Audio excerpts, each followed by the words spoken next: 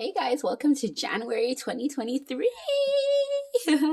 So today I actually decided that I want to start over my cash stuffing system for you guys. And because what I wanted to do is I didn't want to just be showing you guys, oh, my income, what I do with my income and everything like that. Because at the end of the day, my income's not your income and my expenses is not your expenses. So me showing you that is like pointless. It's not going to help you. So I wanted to focus more on stuff that would actually help. So how I decided to do it is I've seen what worked for me for December. And so I wanted to share that with you guys. What are the items that you need to start budgeting? One, you need to know within yourself that you are going to be doing it. You need to decide, I'm doing this. If you are half in, half out, don't do it. We don't want you to be semi cold.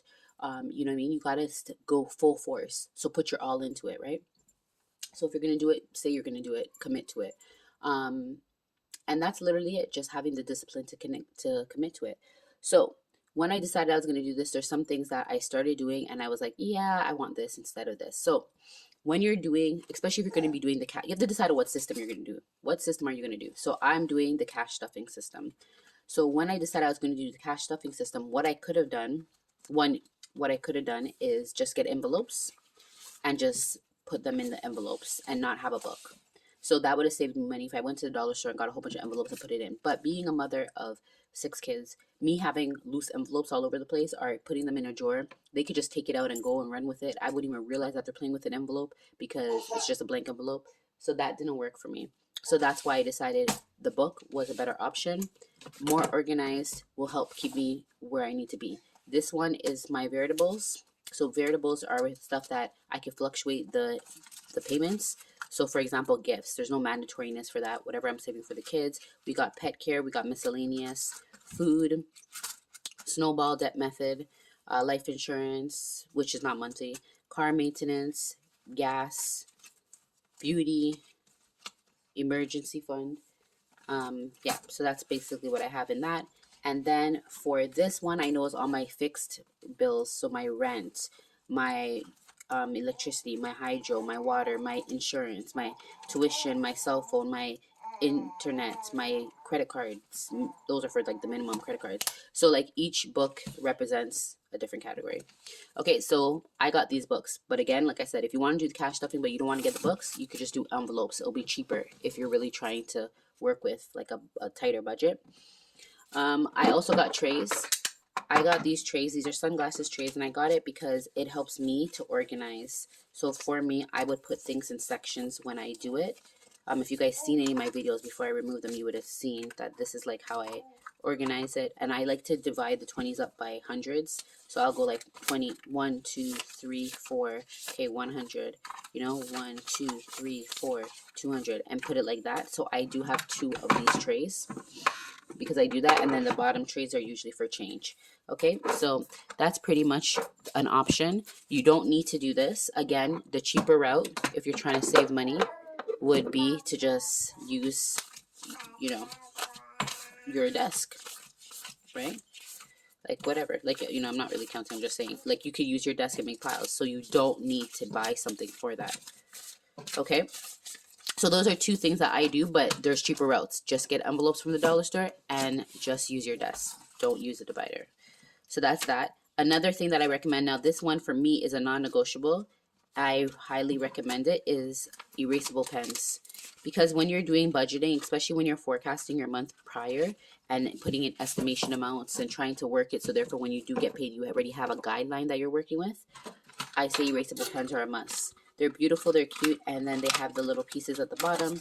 So as you can see, they erase and they work. So for example, what does that look like? I'm here, I'm writing $1,500. Oh no, I got, you know, $2,500. You don't want to have to be like marking it out like you would with a pen, right? So instead of me having all these markings and scribbles all over the place, I just erase. It works perfectly for me, and I don't like pencil because pencil is just gray. So this is perfect. I can erase it and I can use the actual color. So let's say I use purple for my estimation. Like, I believe I'm going to get 1,500 because that's the minimum that I can get. Oh, but when I actually do get the money now, I erase that purple markings and I use dark blue that represents actuality, what actually came into my bank account, right? So that's what I do. That's why I use coloring. It works for me.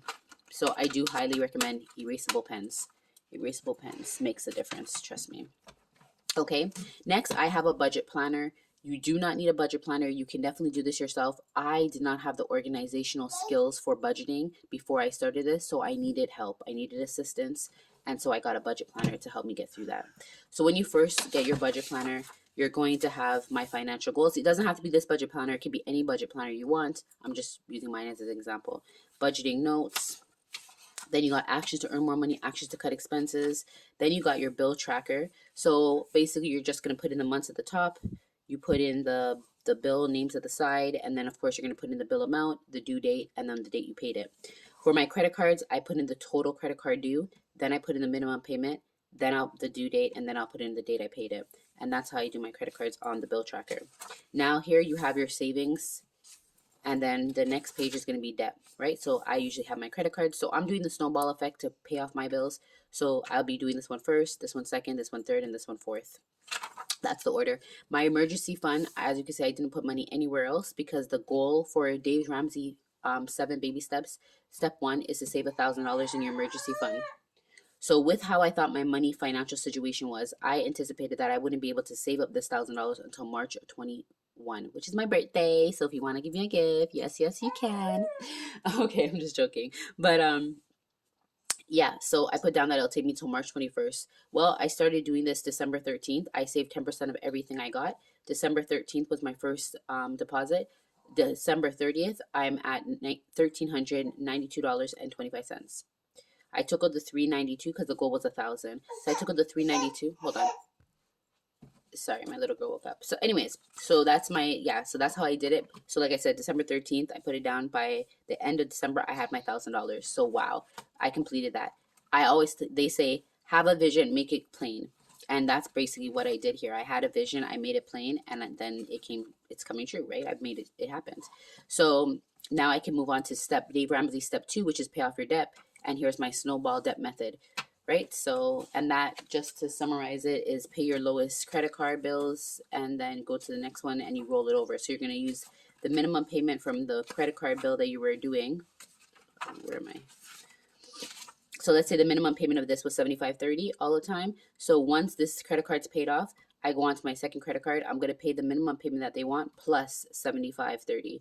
Right? And then once that's paid off over here, I'll pay the minimum payment that they want plus $75.30 plus $72 and boom, like you know what I mean? So that's pretty much how it works.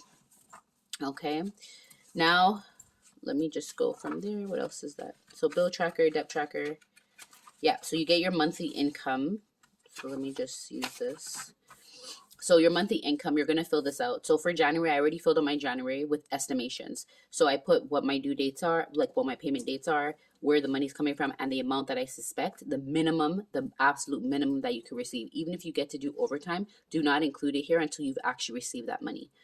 Okay, and then you're going to have your savings. So my savings automatically is 10% of whatever I got. So I would just do a generalization based off of that. So when you get here, this is what taught me to save first before paying bills and then saving last, is you take your monthly income, you take out your savings before anything else, and then you budget with whatever you have left over.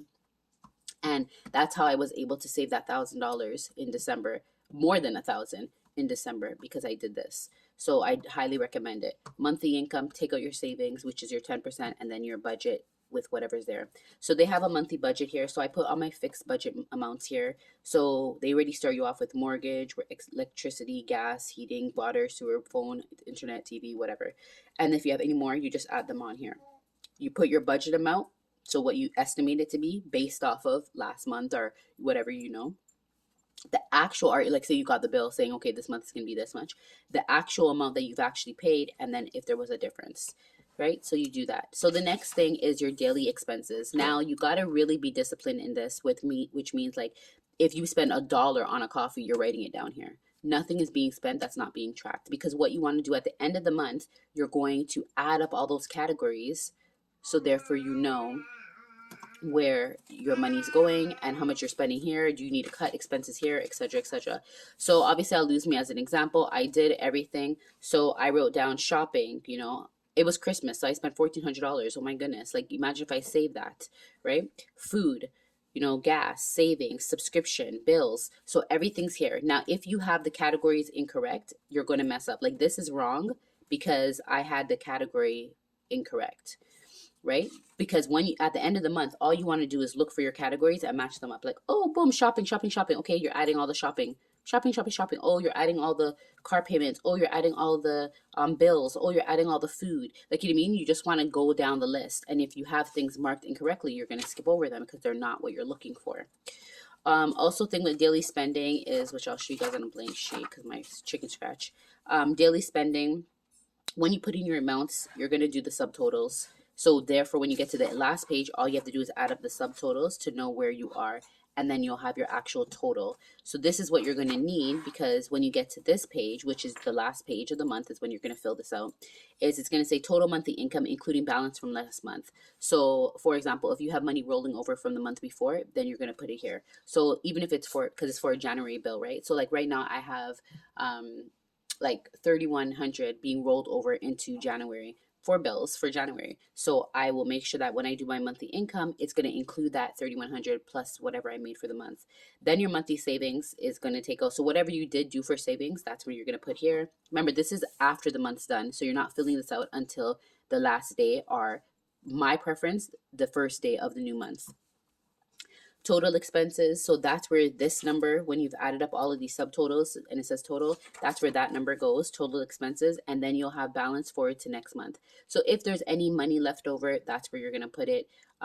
If there's no money left over, you're in a deficit, you're going to put it there too. And then they have questions that they ask you: did I meet my budget? If not, yes, why not? Like, you know what I mean? So you fill that out. Things to improve on. So what do you need to work on? And my biggest wins, right? So that's what I did. So just to give you guys example for myself, I said that things I need to work on is I need to pay attention to tighter tracking system, because I was not in this every single day. And also remember, I started December late. So this for January will definitely be on par. What else did I say? I say my biggest wins, I spent too much on Christmas. Sorry. That's what did I mean my budget. I said I spent too much on Christmas, so that was something to learn. Things to improve on. I said I need to keep a tighter tracking system. And my biggest wins were that I was overdue bills that had to be paid. I had a lot of overdue bills, and I actually got them all cleared up. So everything for January is now present. And I don't know why I couldn't do it before, but this made it happen. So that's definitely something I recommend, your budget planner. If you don't want a budget planner, you could just write these stuff down in a notebook on your own and then work from there. And last but not least is my notebook. Now, people do sell charts like this, so if you don't have time to do this yourself and you want a chart, like, definitely go ahead. Mine is all ripped up and messed up because remember, it was my first month and I did a lot of scribbling and everything like that. So basically, my chart is just a notebook, like a regular notebook, just a regular notebook, and I did this to it, right? Hold on.